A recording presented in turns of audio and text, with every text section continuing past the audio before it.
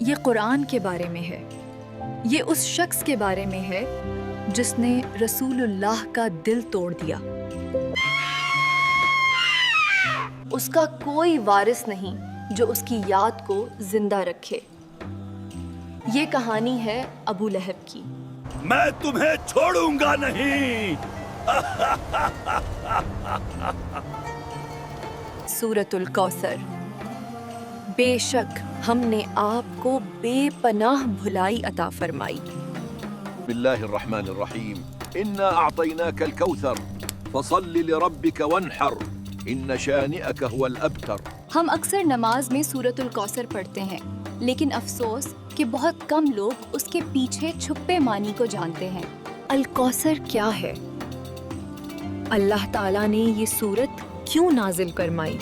کیا تم اس کے بارے میں جانتے ہو موسیٰ؟ ہاں، رسول اللہ صلی اللہ علیہ وسلم نے ہمیں یہ وحی سنائی ہے۔ الکوثر۔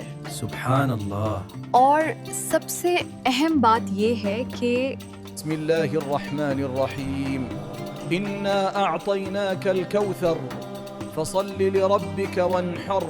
آج ہماری زندگیوں میں سورۃ الکوثر کی کیا اہمیت ہے، آئیے اس ویڈیو میں جانتے ہیں۔ اللہ کے نام سے جو نہایت مہربان، نہایت رحم فرمانے والا ہے۔ بے شک ہم نے آپ کو بے پناہ بھلائی عطا فرمائی، بس آپ اپنے رب ہی کے لیے نماز پڑھیں اور قربانی کریں۔ یقیناً آپ کا دشمن ہی اصل میں بے نام و نشان ہے۔ سورۃ الکوثر قرآن کی سب سے مختصر سورت ہے۔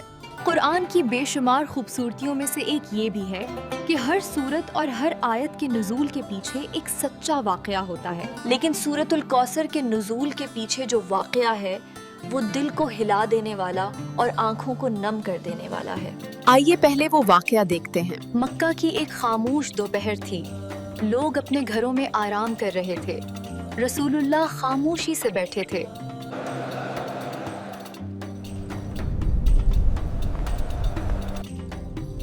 آپ کے بیٹے حضرت عبداللہ رضی اللہ عنہ کا انتقال ہو چکا تھا۔ جو بچہ کبھی آپ کی آغوش میں سکون سے سانس لیتا تھا، چارپائی پر مردہ آج بے جان پڑا تھا، لیکن ایک شخص دیوار کے ساتھ کان لگائے کھڑا تھا۔ کیا بات ہے ابو لہب؟ مجھے بھی بتاؤ۔ کیا بات ہے؟ ہاں، مجھے بھی بتاؤ۔ یہ کوئی اور نہیں بلکہ نبی کا اپنا چچا تھا۔ اس کے چہرے پر خوشی صاف جھلک رہی تھی، پھر وہ خوشی سے چلایا، محمد کا کوئی وارث نہیں رہا، محمد کا بیٹا مر گیا ہے۔ اب اس کا نام آگے چلانے والا کوئی نہیں۔ یہ الفاظ نبی صلی اللہ علیہ وسلم کے دل پر خنجر کی طرح لگے۔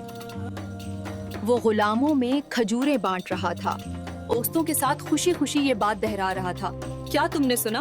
میرے بھتیجے کا بیٹا مر گیا، اب اس کا کوئی نام لینے والا نہیں رہا۔ کیا تم نے سنا؟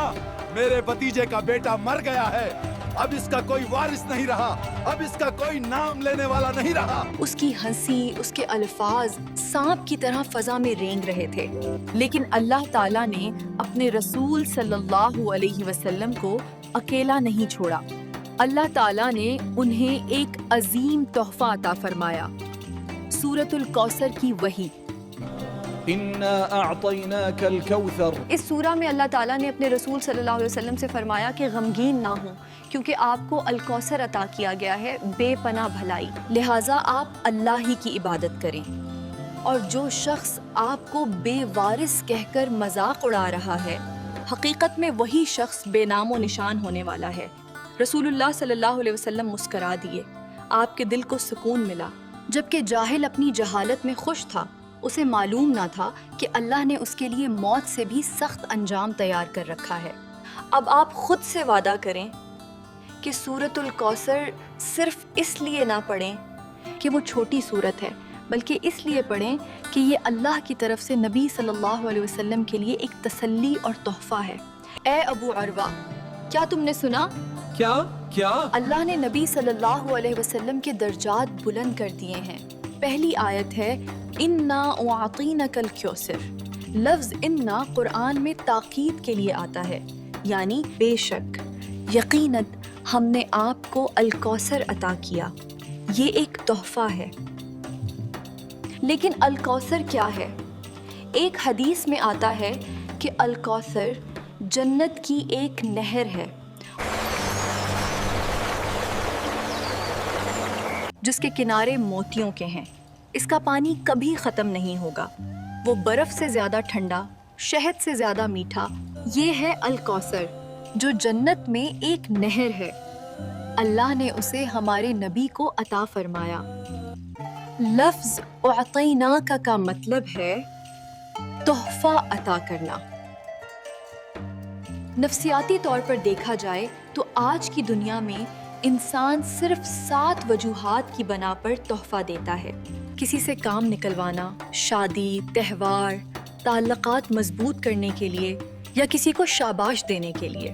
لیکن اللہ تعالیٰ کا نبی صلی اللہ علیہ وسلم کو تحفہ دینا اس لیے تھا تاکہ انہیں ان کا مقام دکھایا جائے کہ وہ کائنات میں کس قدر بلند مرتبہ رکھتے ہیں۔ اللہ تعالیٰ نے نبی صلی اللہ علیہ وسلم کو قرآن عطا فرمایا ہے جو ہمیشہ رہنے والا ہے۔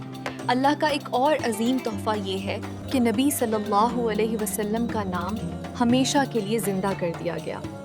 جب اللہ کا نام لیا جاتا ہے تو نبی صلی اللہ علیہ وسلم کا نام بھی لیا جاتا ہے۔ اللہ تعالیٰ نے آپ صلی اللہ علیہ وسلم کو بیٹیاں عطا فرمائیں جن پر جاہل طعنہ دیتے تھے، مگر آج ہم اپنی بیٹیوں کے نام رقیہ، فاطمہ رکھتے ہیں اور فخر محسوس کرتے ہیں۔